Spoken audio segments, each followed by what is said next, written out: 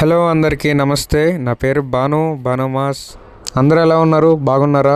ఈరోజు వీడియోలో వేలాంగిణిలో free meals అయితే పెడుతున్నారు. ఆ ఫ్రీ మీల్స్ గురించి కంప్లీట్ ఇన్ఫర్మేషన్ అయితే వీడియోలో చూపిస్తాను. అలాగే రీసెంట్గా వేలాంగిణి చర్చెస్ ఎలా ఉన్నాయో కూడా ఈ వీడియోలో అయితే కవర్ చేస్తాను. ఈ వీడియో అయితే పార్ట్ 2 అండి. పార్ట్ 1 ఆల్రెడీ నా ఛానల్లో ఉంది. ఒకసారి నా ఛానల్లోకి వెళ్తే నేను 3-4 టైమ్స్ వెళ్ళిన వేలాంగిణి వీడియోస్ అన్నీ ఉంటాయి. ఒకసారి వేలాంగిణి సిరీస్ అన్నీ కూడా చూడండి. వీడియో నచ్చినట్టయితే డెఫినెట్గా లైక్ చేసి అయితే సబ్స్క్రైబ్ చేసి సపోర్ట్ చేయండి. నేను ఈసారి సింగిల్గా వచ్చా కాబట్టి రూమ్ ఒక్కనే తీసుకున్నాను. రూమ్ అయితే 400 పడింది. రూమ్లోకి చెక్ ఇన్ అయ్యి ఫ్రెష్ అయ్యి తెలుగు మాస్కి అయితే వచ్చాను. తెలుగు మాస్ 8 గంటల నుండి 9 గంటల దాకే జరిగిద్ది. జస్ట్ 1 అవరే జరిగిద్ది. పూజ కంప్లీట్ అయిపోయిన తర్వాత ఒక 2 ఫొటోస్ అయితే దిగేసి మరియా హోటల్ అని ఒకటి ఉంటుంది. టిఫిన్స్ అక్కడ చాలా బాగుంటాయి. అక్కడైతే టిఫిన్ చేశాను. అట్టు 55 రూపాయలు అయితే తీసుకున్నారు.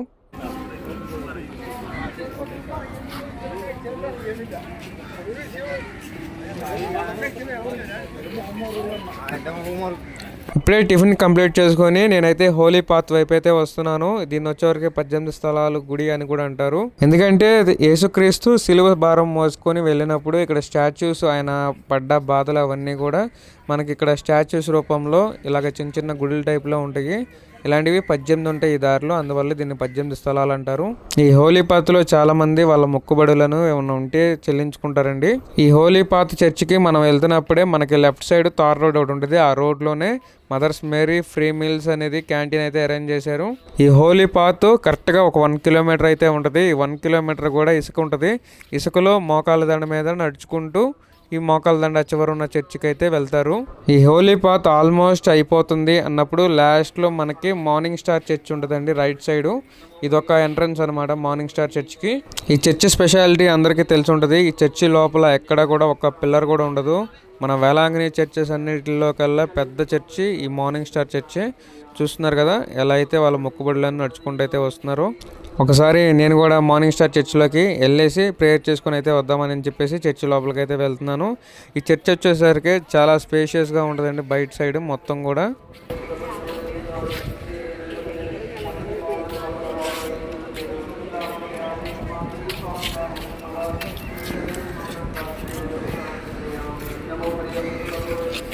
ఈ చర్చ్ ఎంట్రన్స్ డోర్స్ కూడా చాలా పెద్దగా ఉంటాయండి. 4 డోర్స్ అయితే ఉన్నాయి చూసారా. ఇక్కడైతే చెప్పులు విడిచి లోపలికి అయితే వెళ్ళాలి. చర్చి లోపల వేలాంగిణి మాత స్టాచ్యూ ఉంటుంది. ఇది చాలా అంటే చాలా బాగుంటుందండి. ఇక్కడైతే ఫొటోస్ అయితే చాలా బాగా వస్తాయి. చర్చి లోపల అంబియన్స్ కానీ అండ్ స్టేజ్ బలిపీఠం ఉంటుంది కదా, బలిపీఠం డెకరేషన్ కానీ అంతా కూడా చాలా బాగుంటది. చూస్తున్నారు కదా చర్చిలో కూడా ఎక్కడా కూడా పిల్లర్ అనేదే ఉండదు. చర్చ్ అయితే చాలా విశాలంగా ఉంటది. ఈ మార్నింగ్ స్టార్ చర్చిలో మనకి ప్రేయర్ వచ్చేసరికి మలయాళం వాళ్ళది 9 గంటలకైతే స్టార్ట్ అయింది. 9 to 10 అయితే ఉంటుంది. కావాలనుకుంటే 9 గంటలకల్లా వస్తే మనం ఈ ప్రేయర్లో కూడా ఉండొచ్చు. ఈ వేలాంగిణిలో ఎక్కువగా తమిళ వాళ్ళు, ఆ తర్వాత మలయాళం వాళ్ళు, ఆ తర్వాత తెలుగు వాళ్ళు డామినేషన్ అయితే ఉంటుంది. మలయాళం ప్రేయర్స్ అయితే ఇక్కడ జరుగుతుంది కానీ తెలుగు ప్రేయర్స్ అయితే ఇంకా జరగట్లేదు. నా కోరిక ఏంటంటే ఇంత పెద్ద చర్చిలో తెలుగు ప్రేయర్స్ అనేవి జరగాలని చెప్పేసి నా కోరిక. ఎందుకంటే ఇక్కడ మనకి ఆల్రెడీ ఇప్పుడు అప్పర్ బాసిలికాలో ఫుల్ అయిపోయింది. సో మనకి ఈ చర్చ్ ఇస్తే కరెక్ట్గా పర్ఫెక్ట్గా అయితే సెట్ అయ్యిద్ది. ఈ చర్చిలో సాంగ్స్ పాడితే ఉంటుందండి. అదేదో అసలు నిజంగా పరలోకంలో ఉన్నట్టుగా అదే గూస్ బంప్స్ అయితే వస్తాయి. సౌండ్ సిస్టమ్ అదిరిపోద్ది మార్నింగ్ స్టార్ చర్చిలో.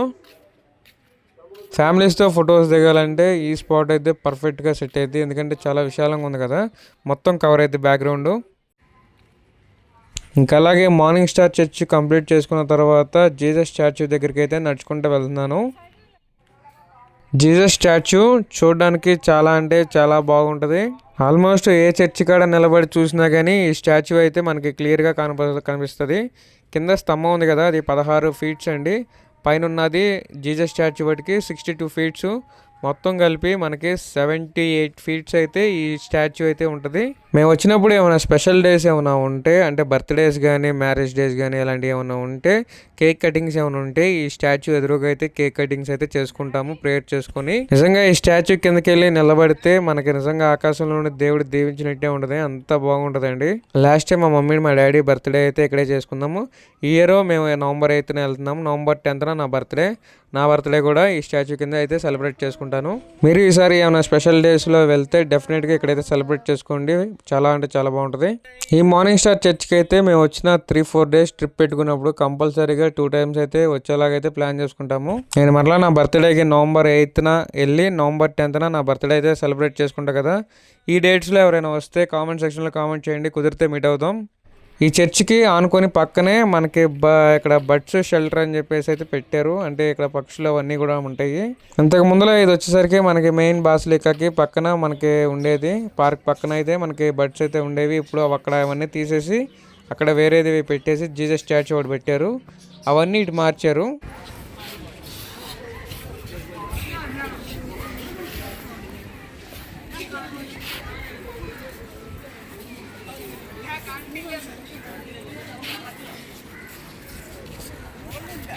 వెలాంగిణిలో ఓల్డ్ చర్చెస్లో ఇదొక చర్చ్ అనమాట. చాలామందికి ఇక్కడికి హోలీ పాత్లో నడిచిన తర్వాత వాళ్ళ మొక్కుబళ్ళని చెల్లించుకున్న తర్వాత ఇక్కడ పక్కనే మనకి చర్చి ఆపోజిట్ నిలబడితే మనకి లెఫ్ట్ సైడ్న హోలీ వాటర్ అనేది ఇస్తారు. ఆ హోలీ వాటర్ తాగడానికి కూడా ఇక్కడ చాలా మంది అయితే వస్తారు. ఇక్కడ హోలీ వాటర్ చాలా పవర్ఫుల్ అండి. ఏమైనా రోగాలు ఉన్నా కానీ ఎలాంటి ఇబ్బందులు ఉన్నా కానీ చాలా మంది ఈ హోలీ వాటర్ అయితే తాగితే తగ్గిపోతాయి అండి నమ్ముతారు. ఈ చెట్టు చూస్తున్నారు కదా, చర్చి ప్రాంగణంలో ఈ చెట్టు అయితే ఉంటుంది. ఇక్కడ వచ్చేసరికి చిన్న చిన్న ఉయ్యాలలు, కచ్చిపులతో కూడా చిన్న చిన్న ఉయ్యాలలు అయితే ఉన్నాయి కదా. ఇలాగే పసుపు తాళ్ళు ఇవన్నీ కూడా ఈ చెట్టుకి కట్టి ఉన్నాయి కదా. ఇదేంటంటే పిల్లలు లేని వారు అండ్ పెళ్లి కాని వారు ఉంటారు కదా, వాళ్ళు ఇక్కడికి వచ్చి ప్రేయర్ చేసుకొని మేము నెక్స్ట్ పెళ్ళి అయితే లేదంటే పిల్లలు పుడితే ఇక్కడికి వస్తాము, వచ్చిన తర్వాత మా మొక్కుబళ్ళు చెల్లించుకుంటాం అని అనుకున్న వాళ్ళు ఇలా కడతారు. కొంతమంది ముందరగానే కట్టేసి వెళ్తారు. నెక్స్ట్ ఇయర్ వాళ్ళకి అది నెరవేరిన తర్వాత వేలాంగిణి అయితే వస్తారు. చెప్పాను కదా, మనకి డైలీ ఫ్రీ మీల్స్ అనేవి చర్చ్ తరపున వాళ్ళు ఒక క్యాంటీన్ ఏర్పాటు చేసి ఇలాగ భక్తులందరికీ, అక్కడ వచ్చే భక్తులందరికీ ఫ్రీ మీల్స్ అయితే పెడుతున్నారు. దాని పేరే మదర్స్ మేరీ డైలీ. నేను రీసెంట్ టైమ్స్లో చూసిన బెస్ట్ థింగ్ అండి వేలాంగిణిలో ఇది మాత్రం. ఫుడ్ పెడుతున్నాం అన్నట్టు కాకుండా చాలా టేస్ట్ అయిన ఫుడ్, చాలా నీట్గా అండ్ హైజీన్గా చాలా అయితే నీట్గా పెడుతున్నారు. అంతా కూడా ఒక సిస్టమేటిక్గా మెయింటైన్ చేస్తున్నారండి. క్రౌడ్ కూడా అలా నెట్టుకోవడం, వెనకాల నిలబడతాం అలా ఏం కాకుండా నీట్గా మెయింటైన్ చేస్తున్నారు. ఇది ఒక షెల్టర్ అనమాట. ఇప్పుడు ఫుడ్ మనం ఇక్కడ తింటాము, మదర్స్ మేరీ డైలీ ఫుడ్ ఈ షెల్టర్లో మనం తింటాము. అండ్ ఆ బ్లూ కలర్ షెల్టర్లో వెయిట్ చేస్తాం. ఇది మొత్తం కూడా వెయిటింగ్ హాల్ అనమాట. 2 షెడ్లు అయితే వేశారు. ఈ షెడ్లో మొత్తం వెయిట్ చేస్తూ ఉండాలి. ఆల్మోస్ట్ ఒక 200 members దాకా కూర్చొని ఒకేసారి తినొచ్చు. ఇక్కడికి అన్ని లాంగ్వేజెస్ వాళ్ళు వస్తున్నారు. ఈ చిన్న పిల్ల ఉంది కదా, కేరళ పిల్ల. సో ఈ పిల్ల చాలా బాగుందని చెప్పేసి ఎత్తుకొని ఒక 2 ఫోటోలు అయితే దిగేశాను. డైనింగ్ హాల్లో అందరూ తిని వెళ్ళిపోయిన తర్వాత, డైనింగ్ హాల్ మొత్తం క్లీన్ చేసిన తర్వాత ఇప్పుడు వెయిటింగ్ హాల్లో మనం ఉన్నాం కదా, ఈ వెయిటింగ్ హాల్లో ఉన్న 200 మెంబర్స్ని లైన్గా మళ్ళీ డైనింగ్ హాల్కి అయితే పంపిస్తారు. ఈ వెయిటింగ్ హాల్ వచ్చేసరికి బయట నిలబడాలి. మళ్ళీ ఈ వెయిటింగ్ హాల్ అప్పుడు వదులుతారు. అంటే సెటిల్గా కూర్చోబెడుతున్నారు. ఒకళ్ళు తిన్న తర్వాత ఒకళ్ళని ఇలాగ నీట్గా పంపిస్తున్నారు అనమాట. ఇదంతా కూడా చాలా సిస్టమేటిక్గా నడిపిస్తున్నారు.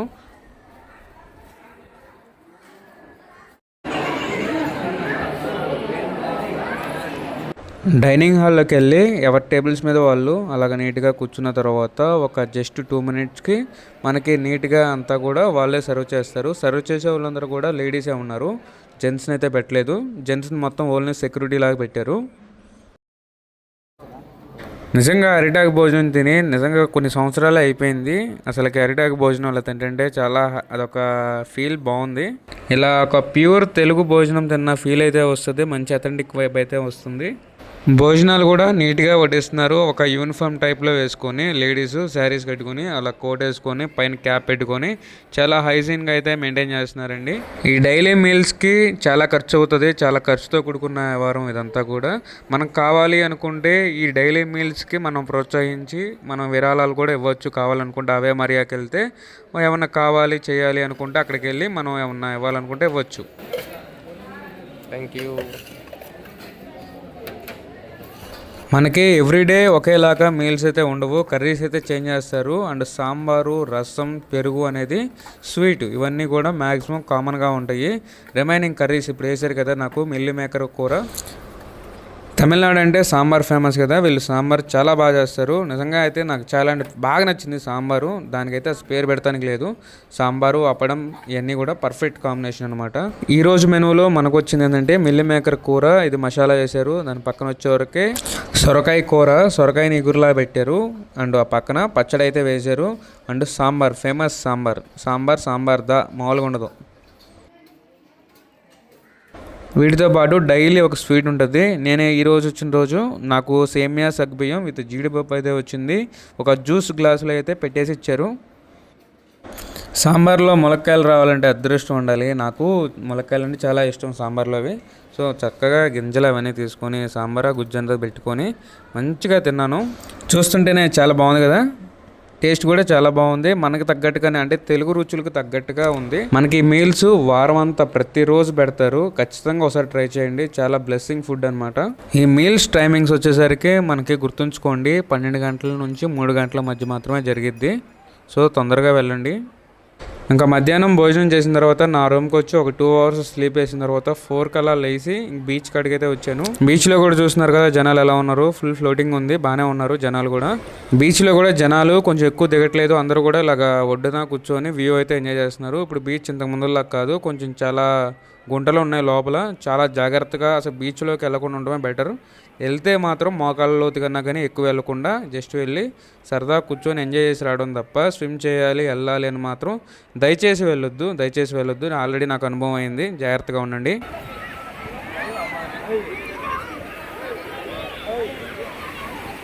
బీచ్ కాడ చాలా ఫుడ్ ఐటమ్స్ అయితే ఉంటాయి. మనకి ఫొటోస్ తీస్తాము అని చెప్పేసి కూడా చాలామంది వస్తూ ఉంటారు. 30 రూపాయలే ఫోటో తీసి వెంటనే కడిగేసి ఇస్తారు. తినే ఐటమ్స్ వచ్చేసరికి స్వీట్ కార్న్ కండ్లు ఒకటి అండ్ అలా ఈ శనక్కాయలు అలాంటివి ఉంటాయండి చాలా కూడా. అవి కొనుక్కొని తినొచ్చు, కూర్చొని చక్కగా ఎంజాయ్ చేయొచ్చు. మీకు ఎలాంటి డౌట్స్ ఉన్నా కానీ కామెంట్ సెక్షన్లో అయితే కామెంట్ చేయండి. నేనైతే రిప్లై ఇస్తాను. అండ్ లేదు మాట్లాడాలి నాతో అనుకుంటే ఇన్స్టాగ్రామ్లో భానుమాస్ నా ఐడి, అక్కడికి వెళ్ళి మెసేజ్ చేసినా కానీ నేనైతే రిప్లై ఇస్తాను. అక్కడైనా మాట్లాడతాను.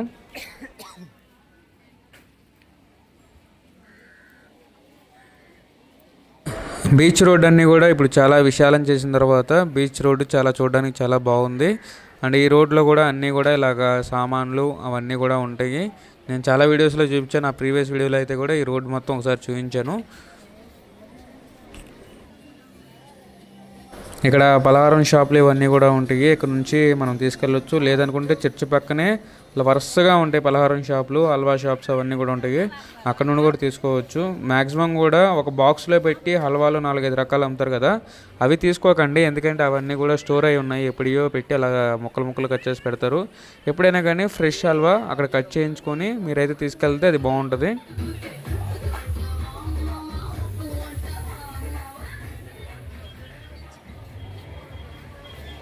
వెలాంగ్నీలో ఒక 3-4 ఇయర్స్ నుంచి టాటూ షాపులు బాగా ఎక్కువైనాయి. ఈ చెత్త షాపులన్నీ తీసేస్తే బాగుంటుంది. అదేంటో నాకు అర్థం కాదండి. ఇక్కడ మేకలన్నీ కూడా చాలా పొట్టిగా ఉంటాయి. పొట్టి మేకే చూసారుగా, ప్రెగ్నెంట్ అది మేక.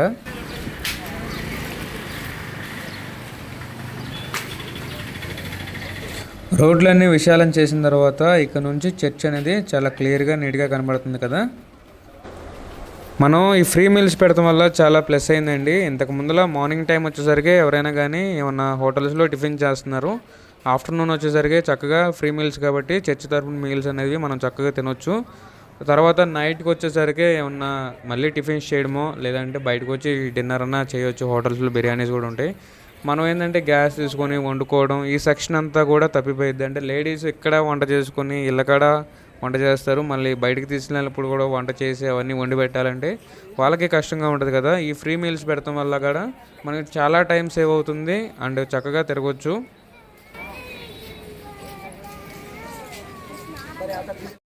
నా పూజా కార్యక్రమం మొత్తం కంప్లీట్ చేసుకున్న తర్వాత ఆవే మరియాకి వెళ్ళాను. ఆవే మరియాలో ప్రేయర్ అయితే చేస్తారు. ఫాదర్స్ మారుతూ ఉంటారు. అన్ని లాంగ్వేజెస్ ఫాదర్స్ వస్తూ ఉంటారు. అప్పుడప్పుడు తెలుగు ఫాదర్స్ ఉంటారు. కావాలంటే తెలుగులో కూడా మాట్లాడతారు. అండ్ డిఫరెంట్ లాంగ్వేజెస్ కూడా ఉంటారు.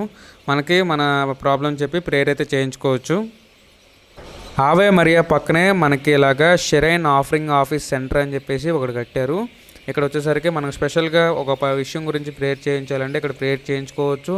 ఇక్కడ వచ్చేసరికి మనకి మదర్కి అంటే అమ్మకి ఇచ్చిన శారీస్ ఉంటాయి కదా, ఆ శారీస్ అనేవి కూడా ఇక్కడైతే మనకి ఇస్తారు.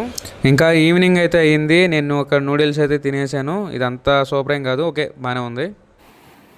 నా వన్ డే మొత్తం కూడా కంప్లీట్ అయిపోయింది. నేను మార్నింగ్ ఎక్కడ నుండి అయితే స్టార్ట్ చేశాను మళ్ళీ అక్కడికే వచ్చాను. నైట్ వ్యూ కూడా బీచ్ కాడ చాలా అంటే చాలా బాగుంటుంది. చూస్తున్నారు కదా, ఆ మూన్ లైట్ అనేది ఆ బీచ్ మీద వాటర్ మీద అలా పడి చాలా బాగా అనిపించింది.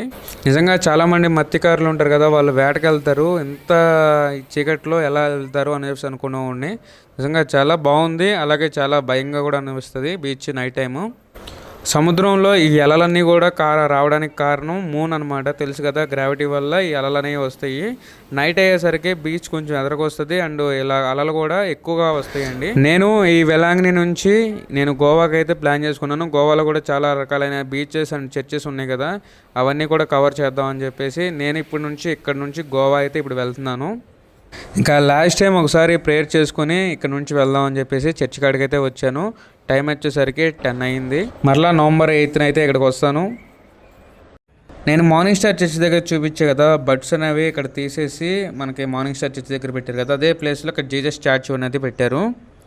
ఇంకా చర్చెస్కి అమ్మకి ప్రేయర్ చేసుకొని అమ్మకి బాయ్ చెప్పేసి నేనైతే వేలాంగిని స్టేషన్కి అయితే నడుచుకుంటూ వస్తున్నాను. వేలాంగిని స్టేషన్కి అయితే వచ్చేసాను. ఈ ట్రైన్ అయితే ఇక్కడ నుండి స్టార్ట్ అయ్యింది. ఈ ట్రైన్ పేరే Velankanni to Vasco da Gama super special express అనమాట. ఇది వీక్లీ ట్రైన్ అనమాట. వీక్లీ ఒకసారే ఉంటుంది. 11:45కి ఈ ట్రైన్ అయితే స్టార్ట్ అయింది. నేనైతే ట్రైన్లో ఎక్కేసి కొనుక్కున్నాను. నెక్స్ట్ వీడియోలో వేలాంగిని టు గోవా ఎలా వెళ్ళాను, నా ట్రైన్ జర్నీ అండ్ అక్కడ బీచెస్ ఎలా ఉంటాయి ఏంటి అండ్ చర్చెస్ గురించి డీటెయిలింగ్ వీడియోస్ అయితే చేస్తాను. ఇప్పుడే మీరు ఫస్ట్ టైం నా ఛానల్ని విజిట్ చేసినట్టయితే సబ్స్క్రైబ్ చేసి సపోర్ట్ చేయండి. మన ఛానల్లో వేలాంగిని సిరీస్ మొత్తం ఉన్నాయి. ప్రతి ఇన్ఫర్మేషన్ కూడా దాంట్లో ఉంది. డెఫినెట్గా ఒకసారి చూడండి. నేను గోవా రావడం ఫస్ట్ టైమే. నా ఎక్స్పీరియన్స్ ఎలా ఉంది, ఇక్కడ చర్చెస్ బీచెస్ ఎలా ఉన్నాయి అనేది కూడా నేను చూపిస్తాను. And thank you for watching. Please do like and subscribe to our channel. మీ భానుమాస్.